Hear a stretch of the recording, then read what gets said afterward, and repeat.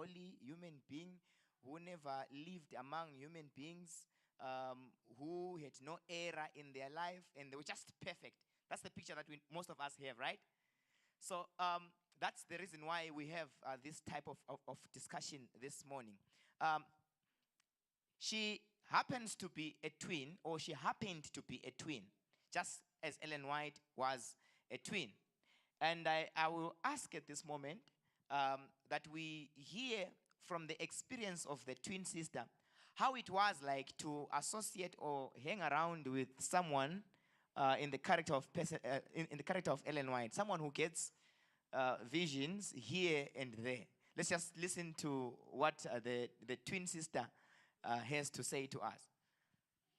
Imagine waking up one morning, your twin sister is saying, I've heard a vision. God is speaking to me. And you know you've been staying together for the past 15, 16, 17 years. And you know you've been sharing secrets, sharing stories, and she's saying she's now a prophetess. Will you guys believe her? Will you?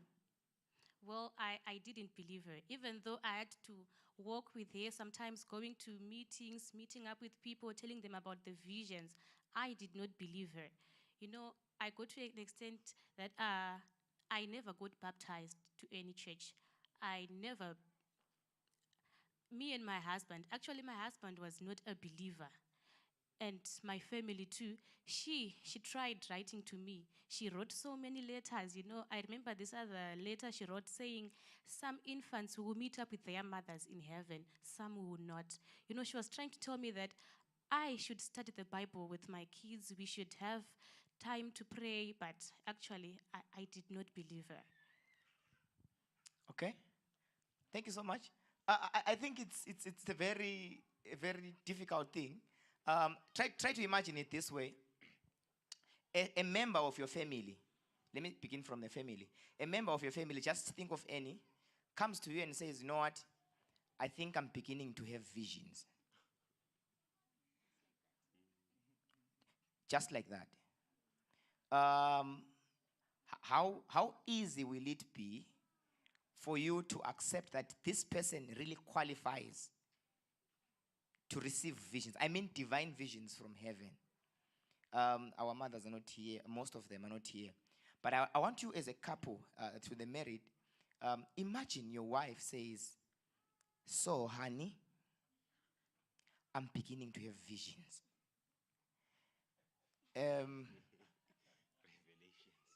Revelations. And then she says to you, not only that, I was shown. I was what? I was shown. And before she says anything, or before she goes any further, you are thinking, what was she shown? That which I was not shown. Somehow we feel like if someone says they have had a vision, we must also be at least able to share in the vision. At least maybe something must be said also to us to prepare us to accept the fact that they were what? They were shown a vision. Randomly here at church, right here in church, the person next to you says, as he is speaking, I have a vision. How many of us will really take their time to borrow their attention and listen to this particular vision that is about to come out from the person next? It should have really been a very difficult time for the people around that time. So I want to briefly represent the congregants who were there during the time of Ellen White. Come to think of it this way. We are just from the Millerite movement, or we are just in the Millerite movement. And William Miller has shared a lot of truths. And he is also a student of his own prophecies. And somehow, as this is being taught on us and we are being taught about the second coming, here comes people saying their visions. By the way, during that time, 1840, 1841, 1842, if ever any congregant came up, especially those that were Bible scholars, if they came up and they said to the church, I have a vision, or I have received something, it was very easy for people to come together. Hello? Because at that time, they were so hungry, they were so eager to hear the word of the Lord. So it was easy for them to really come and congregate and listen to the word of God. Let me just share one or two characters. Number one, this one I love them. I love this so much. We have William Foy. Master Guides, are you here? Are you here, Master Guide? Right. We have William Foy. William Foy was given the vision first before Ellen White was identified. Right? He was given the vision, and he was asked to explain or interpret or share it with the people. But he decided, I can't do this because right now people are not ready to receive anything that is contrary to what they already are expecting. The second coming of Jesus. So if I step in and I say, there is a new vision that I have received. In his vision, on the 8th of January, he was given a vision in which he saw an angel who remained or who was left with 3 steps before stepping onto the ground, which by interpretation had something to do with the remaining 3 angels' message that was supposed to be spread out to the world. Is the church still with me? So he decides, no, if I tell people that this vision means the 3 angels' message still needs to be spread out, yet now they are waiting for the coming, they will stone me. Above all, he was a mulatto, okay? The father or the mother, one of the parents is white and the other is black. Are we together?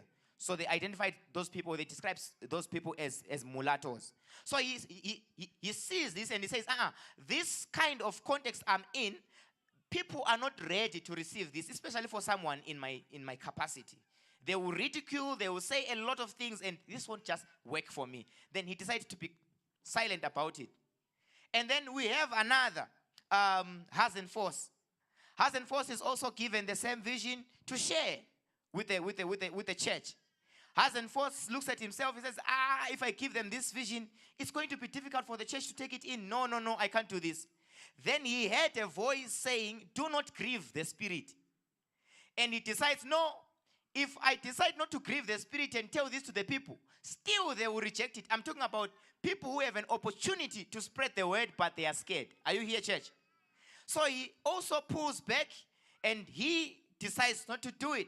Now, if you read the history, it says, Hazen Force died an unbeliever. Because after he was tried with these visions and he refused to share them, God went on to pick the weakest of them all, a weakling, who happened to be Ellen White.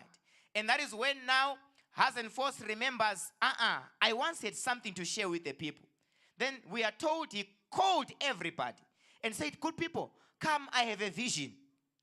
When the people assembled together to listen to the vision, God took it away from him. Everyone was waiting to hear him say something. Then he says, I have forgotten. And everybody was disappointed. Some felt he was just about to joke with them. Others were really offended. Others said, this is the vision. He heard it. He delayed to give it to us. Now it has been moved away from him. Then we have the imaging of Ellen White, where we find the heritage of our Adventist church. Let me just give this opportunity to, are you James? This looks like James. This is James White. He's going to be our James White. Hello, church. I'm James White. Yes, my name is James. Living with Ellen, for me, wasn't, I would say I was prepared to some extent, because we got married around 1846, somewhere there, 1846. And around about this time, she had a couple of visions already, So I was kind of prepared for, a life with Ellen. But I will tell you that it was quite an interesting life, Even from the time we got married, things were not. We got married around August 30, somewhere there, 1847. And I know many people, when many people, when they imagine, our wedding, they think of Ellen White, and their wedding, they're thinking a white dress, a glorious church, congregants, and all those things. But no, it wasn't actually like that. We went to court for our wedding. And it was very simple ceremony, just few witnesses. We signed the paper and we went on into a very simple life. Okay, she says it wasn't simple. It was, of course, it had a lot of challenges, I will not lie, because Ellen was very sickly, as she said. She would fall sick every now and again. But she still had this drive to share what she has received from God.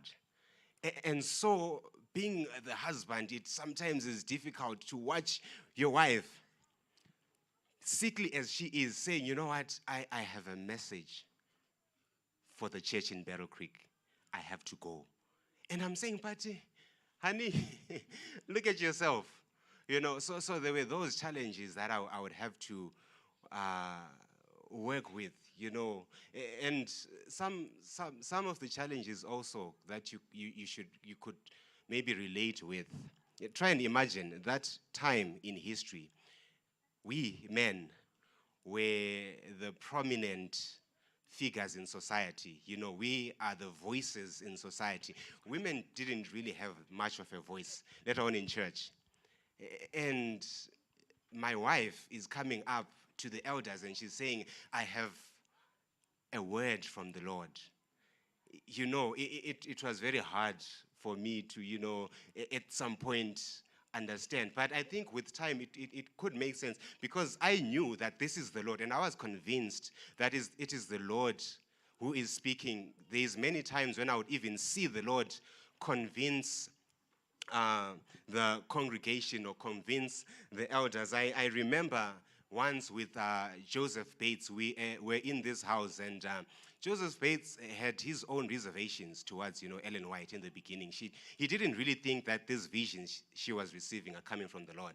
And so as we are sitting there, Ellen White receives a vision. And now as she's seeing heavenly bodies. She's seeing stars and planets and all, and she's describing the scene as she's seeing the vision. And as she is describing this scene, Joseph Bates is kind of commentating from the side, if I can say, because Ellen White would describe a planet, and then Joseph Bates would like, I think she's describing Jupiter.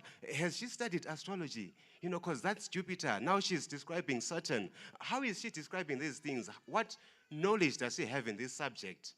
And when she came out of the vision, she reveals that she dropped out of school a long time ago. And for me, I saw the Lord working, where the Lord looks at Joseph and he says, Joseph, you are doubting.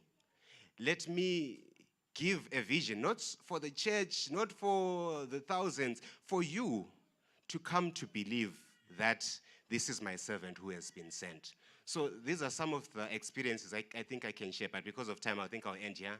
There's a lot of other experiences that I would be able to share about how inspiring it was to live with a woman led by the Holy Spirit.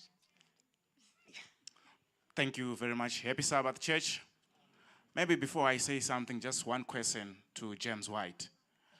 Tell us something. How did that make you feel as a husband to Ellen White?